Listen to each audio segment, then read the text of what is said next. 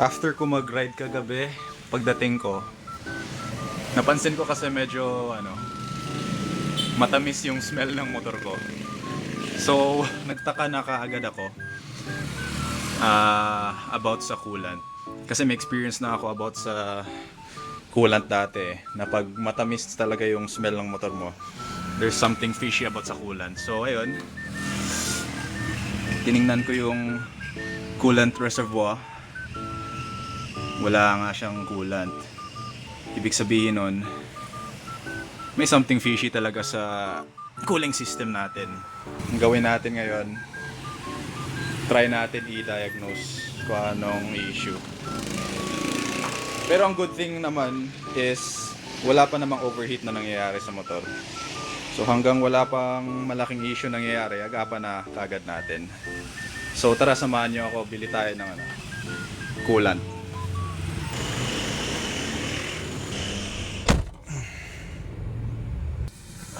Okay, dito na tayo sa mall. Let's see. Hanap tayo ng auto shop store. So may dalawa choices tayo, DIY or handyman. Parang I trust handyman more. Dito muna tayo. So dito tayo number 5, car maintenance daw eh. Check natin. Check. Coolant. Okay, nasa tamang aisle tayo. Meron naman ako nakitang doon coolant. Pero yung hinahanap ko kasi na specific markings is yung for aluminum radiator. Check natin dito. Meron sa DIY. You know what? Wala akong nakitang masyadong convincing na coolant dito. So mag-mall hopping tayo. Lipat tayo SM and punta tayo Ace Hardware.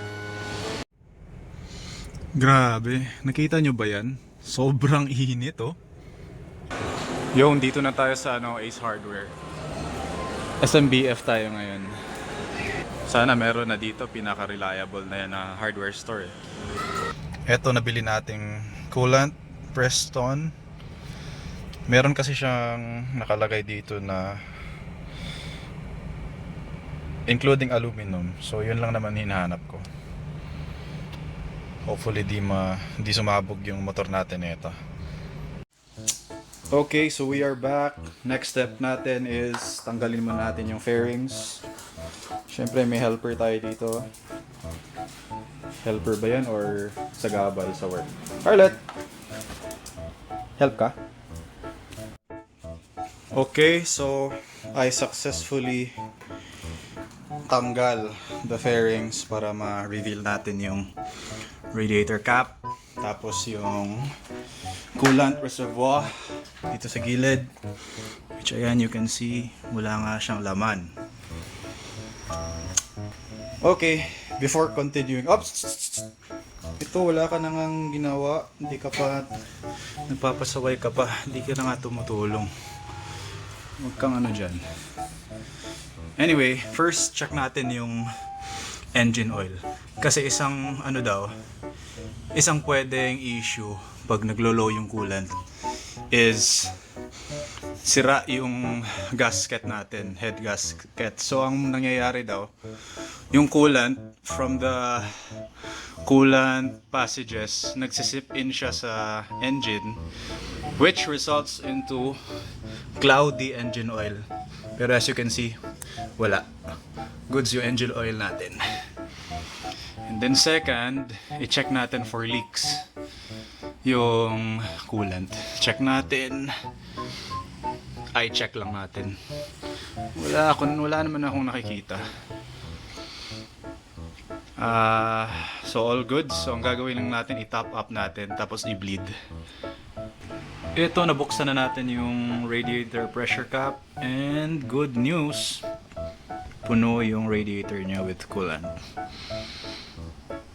Ibig sabihin, hindi masyadong issue pala yung coolant niya. Baka need lang top up sa coolant reservoir. Pero ang gagawin pa rin natin, i-bleed natin to mamaya pag hindi na masyadong mainit. Okay. So, itatop up lang natin yung coolant reservoir. Then maya-maya, i-bleed natin yan. Pa-start natin yung engine. Tapos iparun natin ng konti hanggang tingnan natin if may lalabas na air bubbles dyan. Para yung cooling system natin working at an optimal level. Okay. Okay, as you can see, andito na tayo sa labas. Na-fill up na natin yung coolant reservoir to the full. Next step natin is to turn on the engine and then ipa-bleed yung radiator. Let's go.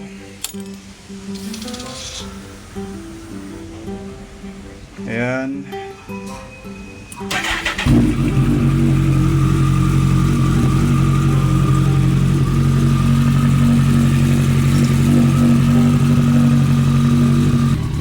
Hintayin lang natin mag-on yung fan. Check din natin yung mga air bubbles if meron. So far wala eh. So it means all good pala. Kulang lang yung reservoir ng tubig. Okay, na-successfully bleed na natin yung radiator and it turns out napaka-konti lang na air bubbles ang meron sa system. So all goods na. So next step, hintayin na lang natin mag-cool down konti and then ilagay natin balik yung pressure cap. So far successful naman yung DIY natin today mga buddy. Turns out wala naman talagang issue. Pero mas maigi na kasing sigurado. Kaya ginawa na natin. And eto, nakikita din natin yung ginawa natin na DIY din dati. So talagang matibay pala yung mighty band oh. Kaya wag kayong matakot mag DIY mga buddy. Basic lang naman yan, kayang-kaya. Tsaka syempre maaliw din kayo yung pagkukulikot ng motor. It's part of the experience kasi sa pagmomotor, yung pag-ayos. Tsaka maaliw ka talaga pag nasira mo yung motor mo. De joke lang. Anyway, yun lang naman. I hope you enjoyed this video. Please like and subscribe mga buddy and comment down below. Also look forward for our future videos. Of course, gagawa pa tayo ng marami pa mga videos. More rides to come. And then, ayun lang naman. Thank you again. Peace out and ride safe.